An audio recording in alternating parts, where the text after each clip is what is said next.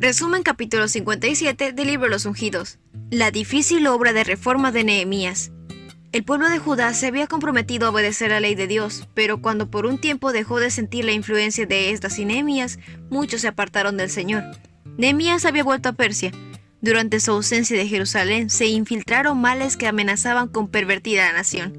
No solo penetraron idólatras en la ciudad, sino que contaminaban su presencia en las mismas dependencias del templo. Mediante alianzas matrimoniales se había creado amistad entre el sumo sacerdote Eliasib y Tobías el amonita, acerbo enemigo de Israel.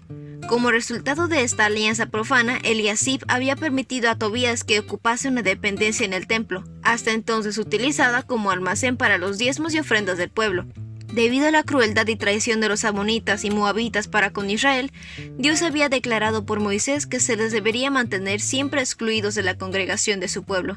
Desafiando estas instrucciones, el sumo sacerdote había sacado las ofrendas de la cámara situada en la casa de Dios para dar lugar a ese enemigo de Dios y de su verdad. Cuando Nehemías volvió de Persia, tomó rápidamente medidas para expulsar al intruso. No solo se había profanado el templo, sino que se había dado una aplicación correcta a las ofrendas. La tesorería de la casa del Señor estaba mal provista, y muchos de los cantores y otros empleados en el servicio del templo, al no recibir suficiente sustento, habían dejado la obra de Dios para trabajar en otra parte. Nehemías se puso a corregir estos abusos. Reunió a los que habían abandonado el servicio de la casa de Jehová y los puso en su lugar. Eso inspiró confianza al pueblo, y todo Judá trajo el diezmo del grano, del vino y del aceite. Hombres que eran tenidos por fieles fueron puestos por superintendentes de los almacenes, y era de su obligación repartir a sus hermanos. Otro resultado de las relaciones con los idólatras era el desprecio en que se tenía al sábado. Nehemías comprobó que los mercaderes paganos venían a Jerusalén y habían inducido a muchos de los israelitas a comerciar en sábado. Algunos no los habían podido persuadir a sacrificar sus principios, pero otros habían transgredido y participado con los paganos en los esfuerzos de estos para vencer los escrúpulos de los más concienzudos. Muchos se atrevían a violar abiertamente el sábado. Nehemías los reprendió por haber descuidado su deber. Luego ordenó que se cerrasen las puertas cuando iba oscureciendo antes del sábado, y que no se volviesen a abrir hasta después del sábado. Los negociantes se quedaron fuera de Jerusalén una y dos veces, con la esperanza de tener una oportunidad de negociar con la gente de la ciudad o del campo. Nehemías les advirtió que si continuaban haciendo esto serían castigados. Desde entonces no vinieron el sábado. Luego, Nehemías dedicó su atención al peligro que nuevamente amenazaba a Israel por causa de sus casamientos mixtos y el trato con los idólatras. En estas alianzas ilícitas estaban algunos gobernantes a quienes el pueblo tenía derecho a considerar como consejeros y buenos ejemplos.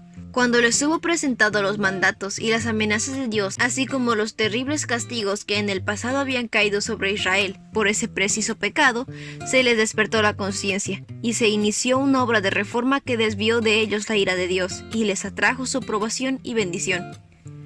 Algunos que desempeñaban cargos sagrados rogaron por sus esposas paganas, declarando que no podían separarse de ellas, pero no se hizo distinción alguna, ni se respetaron la jerarquía ni los puestos. Cualquiera de los sacerdotes o gobernantes que rehusó cortar sus vínculos con los idólatras quedó inmediatamente separado del servicio del Señor. Un nieto del sumo sacerdote, casado con una hija del notorio Sanbalat, no solo fue destituido de su cargo, sino prestamente desterrado de Israel. Muchos de los que se habían casado con mujeres idólatras prefirieron acompañarlas en el destierro, y los tales, juntamente con los que habían sido expulsados de la congregación, se unieron a los samaritanos.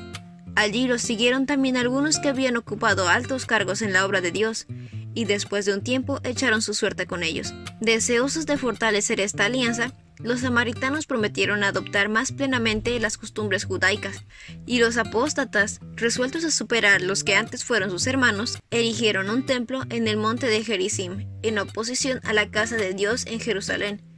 Su religión continuó siendo una mezcla de judaísmo y paganismo, y su acerto de ser el pueblo de Dios se fue de cisma, emulación y enemistad entre las dos naciones de generación en generación.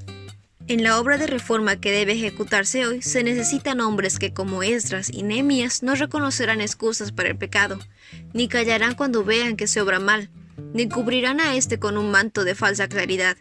Recordarán que Dios no hace acepción de personas y que la severidad hacia unos pocos puede resultar en misericordia para muchos. Recordarán también que el que reprende el mal debe revelar siempre el Espíritu de Cristo. En su obra, Esdras y Nehemías se humillaron delante de Dios y confesaron sus pecados y los del pueblo, y pidieron perdón como si ellos mismos hubiesen sido los culpables. Con paciencia trabajaron, oraron y sufrieron. Nehemías no era sacerdote ni profeta, fue un reformador. Se propuso poner a su pueblo en armonía con Dios. Inspirado por su gran propósito, dedicó a lograrlo toda la energía de su ser. La diligencia en cumplir el deber señalado por Dios es una parte importante de la religión verdadera. Los hombres deben valerse de las circunstancias como de los instrumentos de Dios, con lo que se cumplirá su voluntad. Una acción pronta y decisiva en el momento apropiado obtendrá gloriosos triunfos, mientras que la dilación y la negligencia resultarán en fracaso.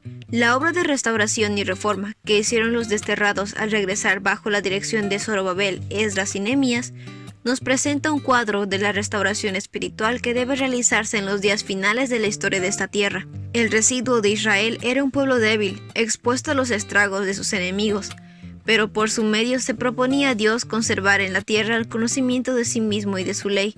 Fueron pesadas las cargas que hubieron que llevar los dirigentes en esa obra, pero esos hombres avanzaron con confianza inquebrantable y humildad de espíritu, dependiendo firmemente de Dios y creyendo que Él haría triunfar su verdad.